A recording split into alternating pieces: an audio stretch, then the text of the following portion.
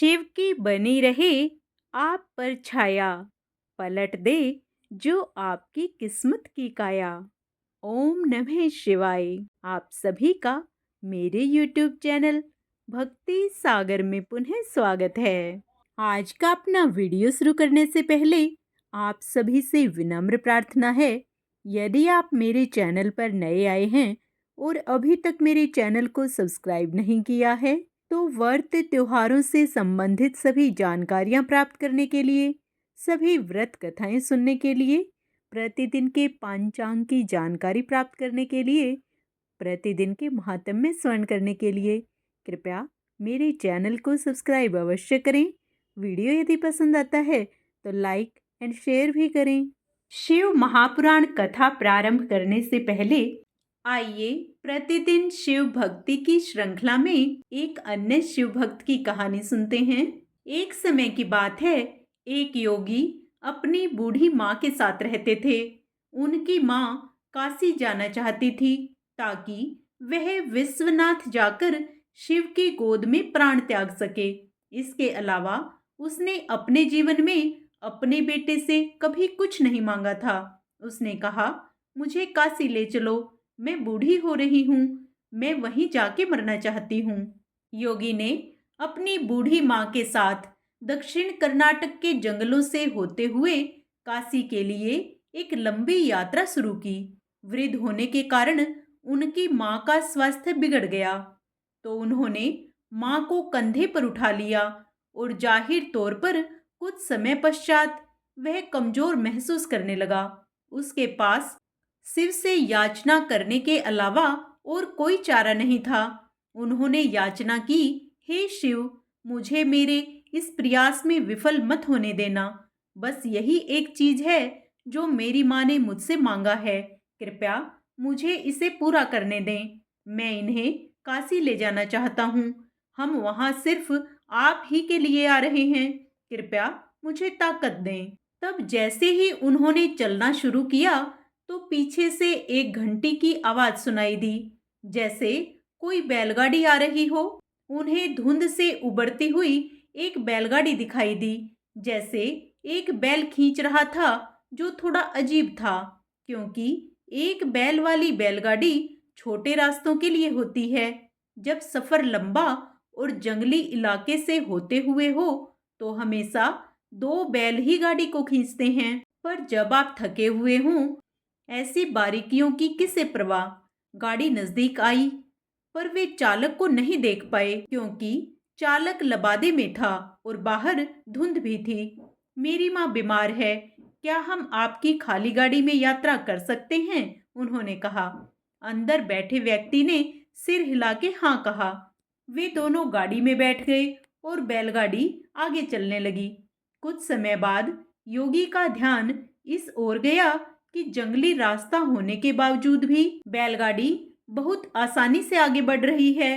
तब उन्होंने नीचे देखा और पाया कि पहिए घूम नहीं रहे, वे रुके हुए थे, पर गाड़ी आगे बढ़ रही थी। तब उन्होंने बैल की तरफ देखा और पाया कि बैल बैठा हुआ था, पर बैलगाड़ी चल रही थी। तब उन्होंने चालक की ओर देखा और पाया कि वहां सिर्फ लबादा ही था। उसने अपनी माँ की ओर देखा। माँ ने कहा, अरे पागल, हम पहुंच गए, अब कहीं और जाने की जरूरत नहीं है, यही वो जगह है, अब मुझे जाने दो। इतना कह के माँ ने शरीर छोड़ दिया। बैल, बैलगाड़ी और चालक सब विलीन हो गए। योगी अपने गांव लौट आया। लोगों ने सोचा, यह इतनी जल्दी लौट आया है, यह अवश्य ही अपनी माँ को कहीं छोड़ के आया है, यह उसे काशी नहीं ले गया। उन्होंने उससे पूछा, तुम अपनी माँ को कहाँ छोड़ आए? उसने उत्तर दिया, हमें वहां जाना नहीं पड़ा, शिव खुद आए थे हमारे लिए। लोगों ने उसकी बात को झूठ समझा। योगी ने उत्तर दिया, मुझे फर्क नहीं पड़ता कि आप क्या सोचते हैं, वे आए थे हमारे लिए और यही सच है। मेरा जीवन ज्योतिर्मय हो गया है, यह मैं अपने अंतर में जानता हूँ। अगर आप नहीं मानते तो यह आप जाने। ठीक है, हमें कुछ ऐसा दिखाओ कि हम माने कि तुमने सच में शिव को देखा है और वे सच में तुम्हारे लिए आए थे।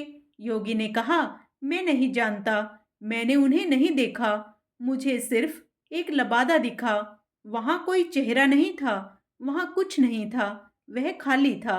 अचानक सबने देखा कि वह खुद वहाँ नहीं थे, सिर्फ उनके कपड़े ही दिखाई पड़ रहे थे। वे दक्षिण भारत के महान संत बने। जहाँ पर भी वो जाते, लोग उन्हें बिना चेहरे वाले योगी के रूप में ही जानते थे। शिव की भक्ति की शक्ति हर वक्त उनके साथ थी। इसी प्रकार जो सच्चे हृदय से भगवान शिव की भक्ति करता है, प्रभु हर कदम पर उसके साथ रहते हैं। हर हर महादेव। आइए पुनः भगवान शिव व माँ पार्वती का मन में स्मरण करते हुए शिव महापुराण के आगे का अध्याय स्मरण करते हैं। ब्रह्मा जी कहते हैं, नारद, एक समय दक्ष ने एक बहुत बड़े यज्ञ का आयोजन किया। उस यज्ञ की दीक्षा लेकर उन्होंने उस समय समस्त देवर्षियों, महर्षियों तथा देवताओं को बुलाया। वे सभी उस यज्ञ में पधारे। अगस्त्य, कश्यप, अत्रि, वामदेव, भृगु, दधीचि, भगवान व्यास, भारद्वाज, गौतम, पैल, पाराशर, गर्ग, भार्गव, ये तथा दूसरे बहुसंख्यक मुनि अपनी स्त्री पुत्रों को साथ ले मेरे पुत्र दक्ष के यज्ञ में हर्षपूर्वक सम्मिलित हुए। इनके सिवा समस्त देवगण, महान अभ्युदयशाली लोकपालगण और सभी उपदेवता अपनी उपकारक सैन्य शक्ति के साथ वहां पधारे थे। दक्ष ने प्रार्थना करके सदल बल मुझ विश्व सृष्टा ब्रह्मा को भी सत्यलोक से बुलवाया था।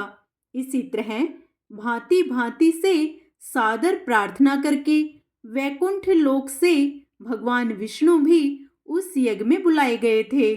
शिवद्रोही दुरात्मा दक्ष ने उन सबका बड़ा सत्कार किया।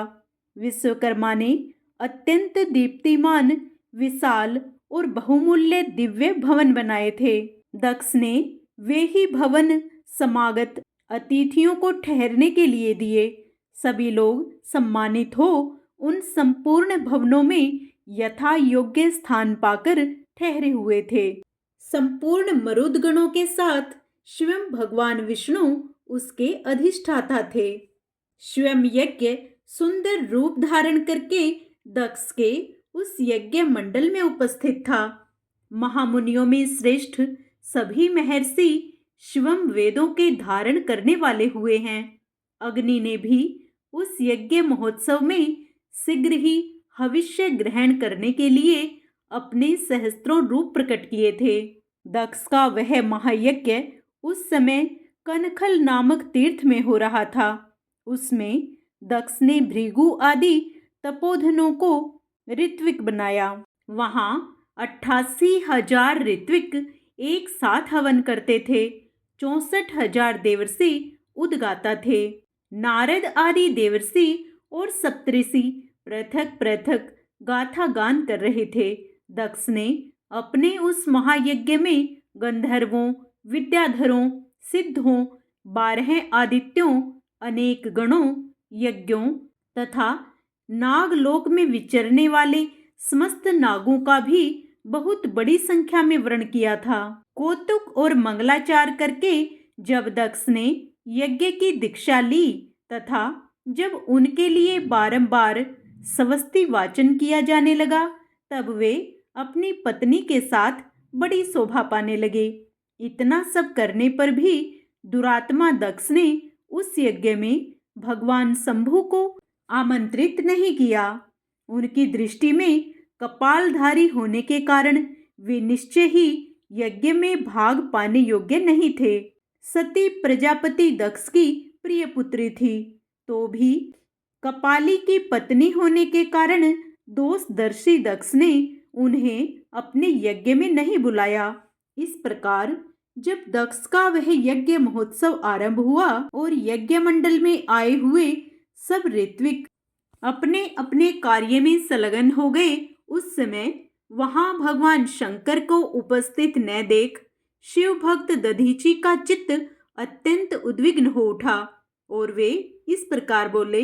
दधीचि ने कहा, मुख्य मुख्य देवताओं तथा महर्षियों, आप सब लोग प्रशंसा पूर्वक मेरी बात सुने। इस यज्ञ महोत्सव में भगवान शंकर नहीं आए हैं। इसका क्या कारण है?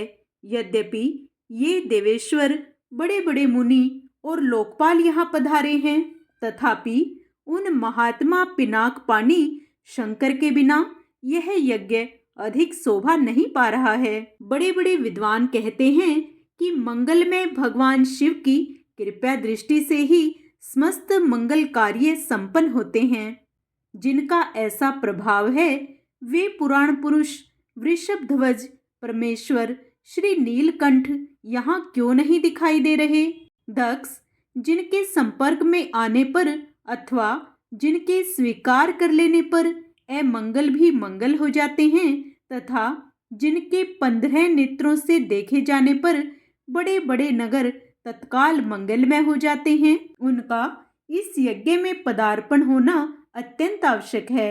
इसलिए तुम्हें स्वयं ही परमेश्वर शिव को यहाँ शीघ्र बुलाना चाहिए, अथवा ब्रह्मा, प्रभावशाली भगवान विष्णु, देवराज इंद्र, लोकपाल गणों, ब्राह्मणों और सिद्धों की सहायता से सर्वथा प्रयत्न करके इस समय यज्ञ की पूर्ति के लिए तुम्हें भगवान शंकर को यहाँ ले आना चाहिए। आप सब लोग उस स्थान पर जाएं जहाँ महेश्वर देव विराजमान हैं। वहाँ से दक्ष नंदिनी सती के साथ भगवान शंभु को यहाँ तुरंत ले आएं। देवेश्वरों, जगदम्बा सहित वे परमात्मा शिव यदि यहाँ आ गए तो उनसे सब कुछ पवित्र हो जाएगा।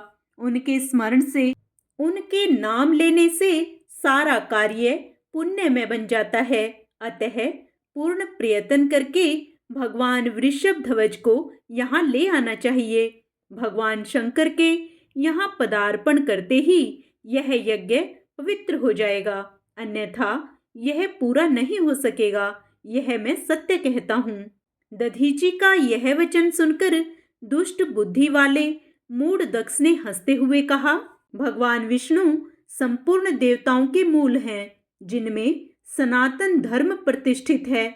जब इनको मैंने सादर सहित बुला लिया है, तब इस यज्ञ कर्म में क्या कमी हो सकती है? जिनमें वेद, यज्ञ और नाना प्रकार के समस्त कर्म प्रतिष्ठित हैं, वे भगवान विष्णु तो यहाँ आ ही गए हैं।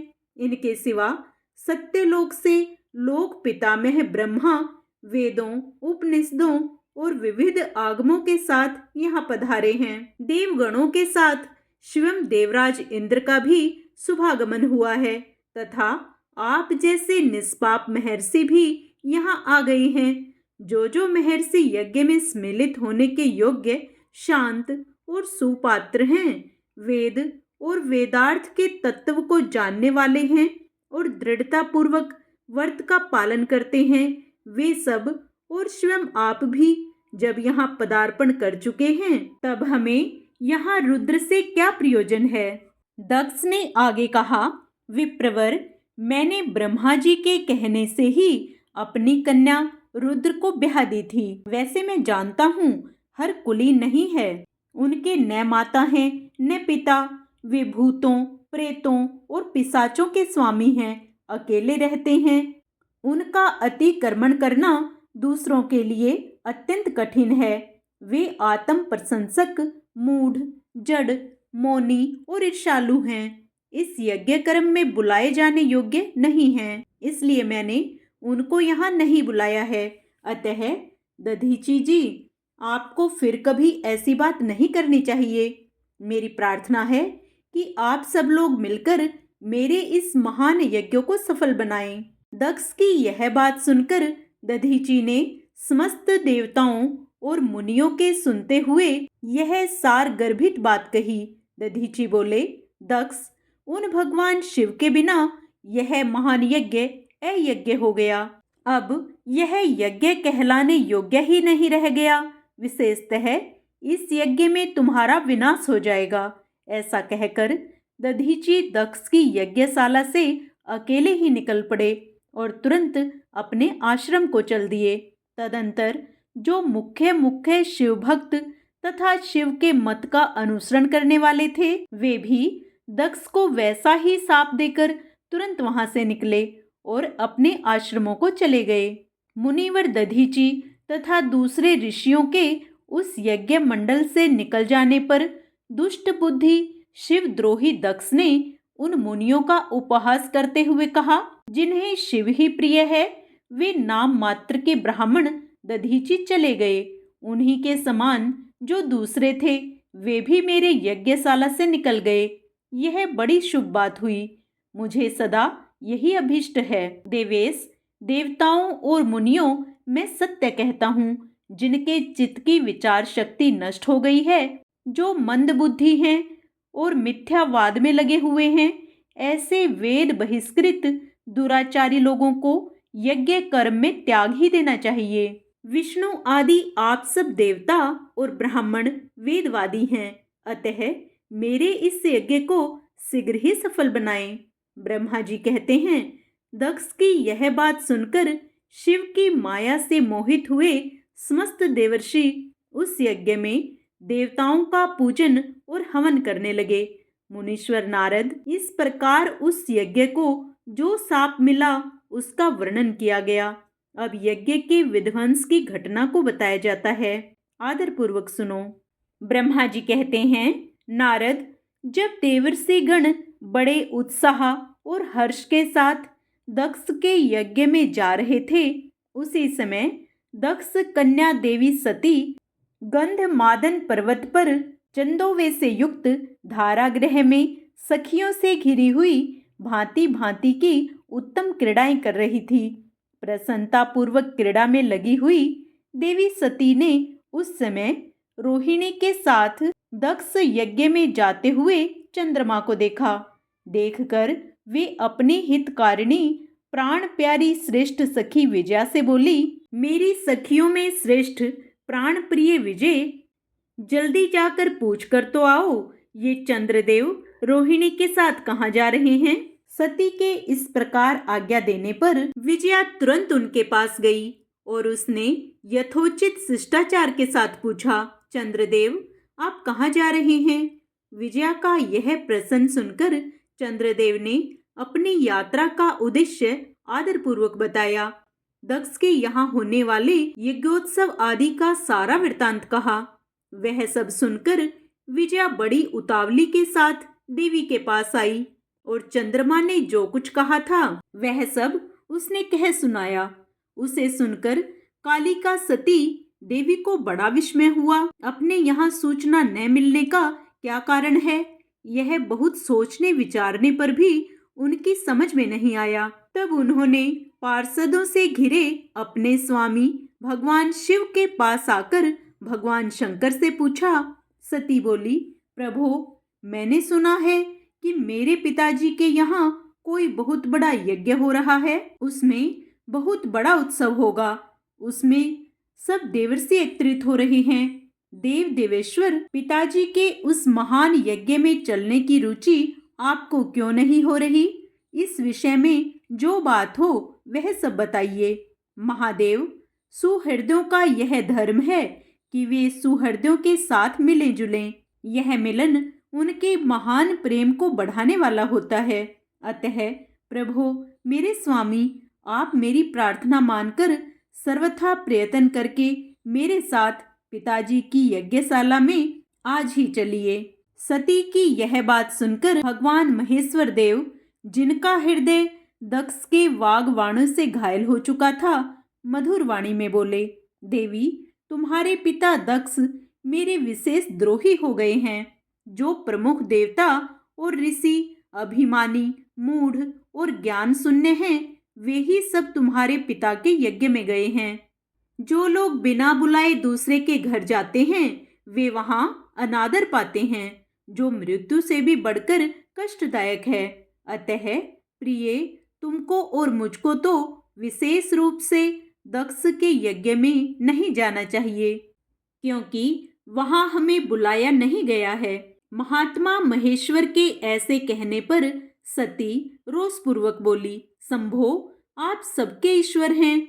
जिनके जाने से यज्ञ सफल होता है, उन्हें आपको मेरे दुष्ट पिता ने इस समय आमंत्रित नहीं किया है। प्रभु, उस दुरात्मा का अभिप्राय क्या है, वह सब मैं जानना चाहती हूँ। साथ ही वहां आए हुए संपूर्ण दुरात्मा देवर्षियों के मनोभाव का भी मैं पता लगाना चाहती हूँ। अतः प्रभु, मैं आज ही पिता के यज्ञ में जाती हूँ। नाथ महेश्वर, आप मुझे वहां जाने की आज्ञा दें। देवी सती के ऐसा कहने पर सर्वज्ञ, सर्वदृष्टा, सृष्टिकर्ता एवं कल्याण स्वरूप साक्षात भगवान रुद्र उनसे इस प्रकार बोले। शिव ने कहा, उत्तम व्रत का पालन करने वाली देवी, यदि इस प्रकार तुम्हारी रुचि वहां अवश्य जाने के लिए हो गई है, तो मेरी आज्ञा से तुम शीघ्र अपने पिता के यज्ञ में जाओ। यह नंदी वृषभ सुसज्जित हैं। तुम एक महारानी के अनुरूप राजोपचार साथ ले सादर इस पर सवार हो परमथ गणों के साथ यात्रा करो। प्रिय, इस विभूषित वृषभ पर आरूढ़ हो। रुद्र के इस प्रकार आदेश देने पर सुंदर आभूषणों से अलंकृत सती देवी सब साधनों से युक्त हो पिता के घर की ओर चली। परमात्मा शिव ने उन्हें सुंदर वस्त्र, आभूषण तथा परम उज्जवल छत्र, चामर आदि महाराजोचित उपचार दिए। भगवान शिव की आज्ञा से 60,000 रुद्रगण बड़ी प्रसन्नता और महान उत्साह के साथ कौतूहल पूर्वक सती के साथ गए। महादेव जी के गणों ने शिव प्रिया सती के लिए बड़ा भारी उत्सव रचाया।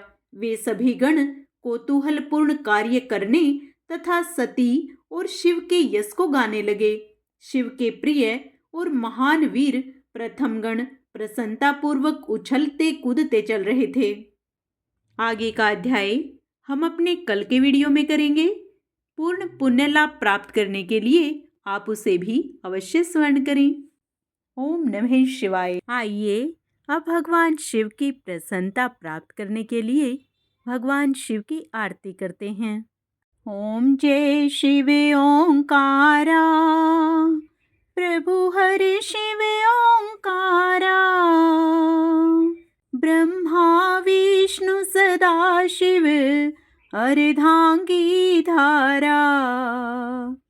ओम हरे हरे हरे महादेव, एकानन चतुरानन पंचानन राजे, हंसानन गरुड़ासन वृषवाहन साजे। ओम हरे हरे हरे महादेव।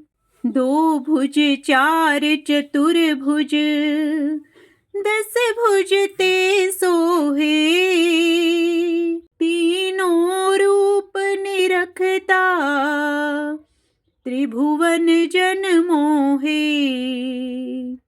ओम हरे हरे हरे महादेव। अक्षमाला वनमाला मुंडे माला धारी, त्रिपुरारी कंसारी करमाला धारी। ओम हरे हरे हरे महादेव। श्वेतांबर पीतांबर वाघांबर अंगे, सनकादिक ब्रह्मादिक भूतादिक संगे। ओम हरे हरे हरे महादेव। कर मथे चकमंडलू चक्र त्रिशूल धरता, जग करता जग हरता, जग पालन करता। ओम हरे हरे हरे महादेव।